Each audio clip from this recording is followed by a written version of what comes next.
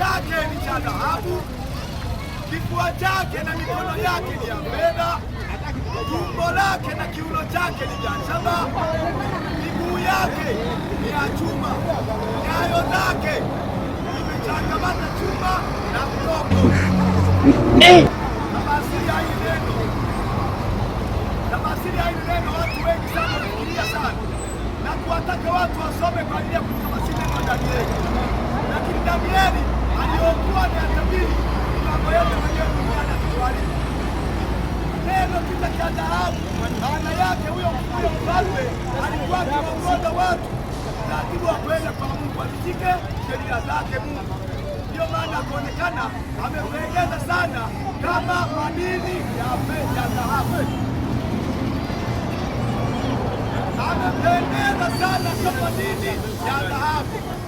Unaposoma kifua chake na mikono yake ni ya fedha, maana yake ni kwamba alimwelekeza Danieli hivi, baada yako wewe utaibuka ufalme mwingine mdogo, utatawala dunia.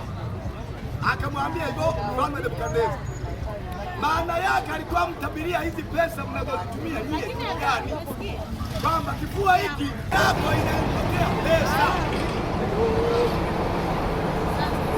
Ndio maana ile akasema ile sanamu kwamba kifua chake na mikono yake ni ya fedha, maana yake ni ufalme ulionao wa pesa duniani. Lakini alisema kwamba tumbo lake na viuno vyake ni vya shaba, tumbo lake na viuno vyake ni vya shaba, akimaanisha kwamba kutakuwa na ufalme wa shaba utaitawala dunia yote. Leo hii wanadamu hii dunia wao wanajua ufalme wa shaba maana yake labda ni ufalme wa papa, maana ndio ufalme wenye nguvu sana. Maelekezo ya Biblia hayakuelekeza papa. Maelekezo ya Biblia yanaelekeza ni vifaa vinavyowashawishi wanadamu duniani. Zamani zile wanadamu hawakujenga nyumba kwa mabati, hakukuwa na hizi waya mnazoona, hakukuwa na gari, hakukuwa na basikeli na vyombo vyenu vyote mnaoviona. Ndio maana Danieli atabiri kusema kwamba ile sanamu tumbo lake na viuno vyake ni vya shaba. Akasema hivi, utakuwa na ufalme wa shaba utaitawala dunia yote. God have mercy upon us. Dunia hii hili neno hawalielewi, wanatabiri ufalme wa binadamu. Leo wanadamu kwa mfano hapa kwetu, umeme ukikatika, umeme wenu unao wako katika muda wa wiki mbili, wengi mtu watakimbia hapa kwenye.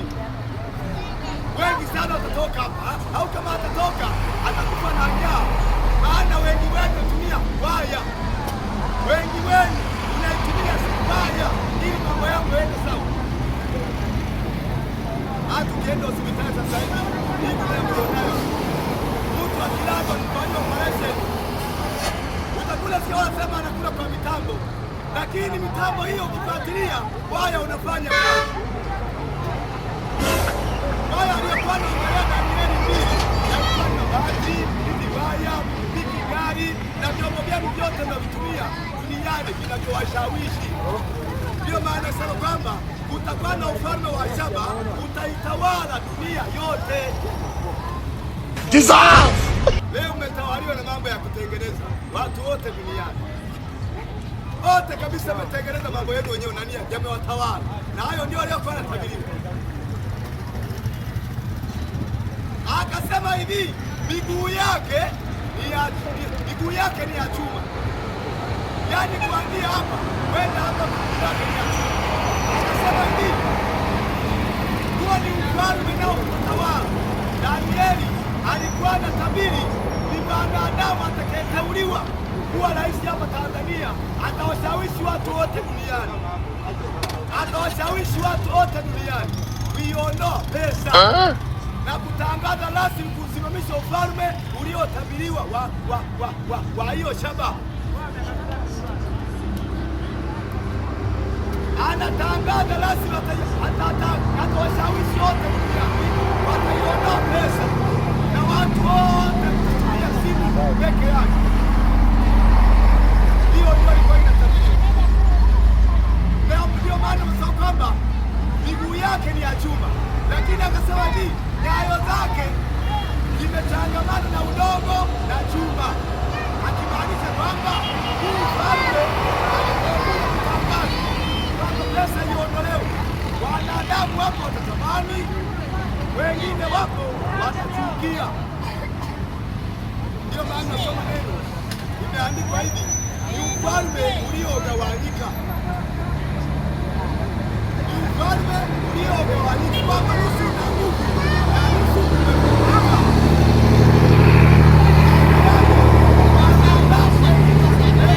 Na wengine hawakupenda.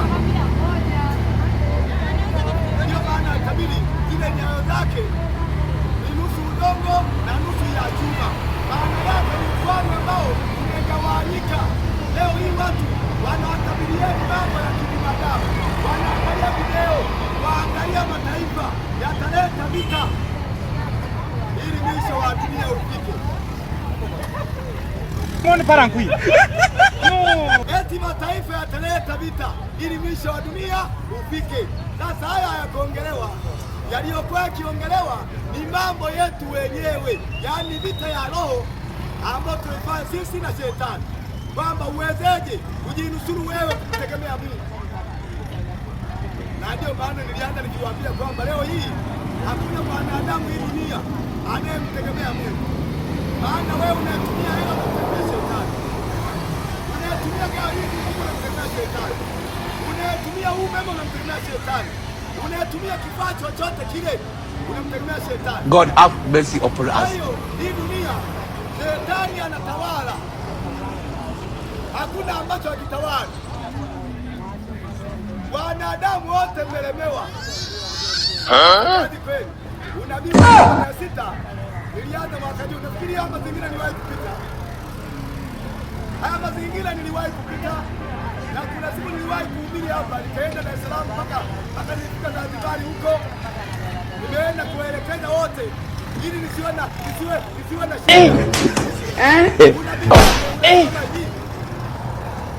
huyu rais mnayemuona haya madaraka anaweza kwa amani, anagombea tena, atapewa kula nyingi sana, ila atatawala mwaka mmoja, na mwaka wa pili Tanzania mtakuwa na vita.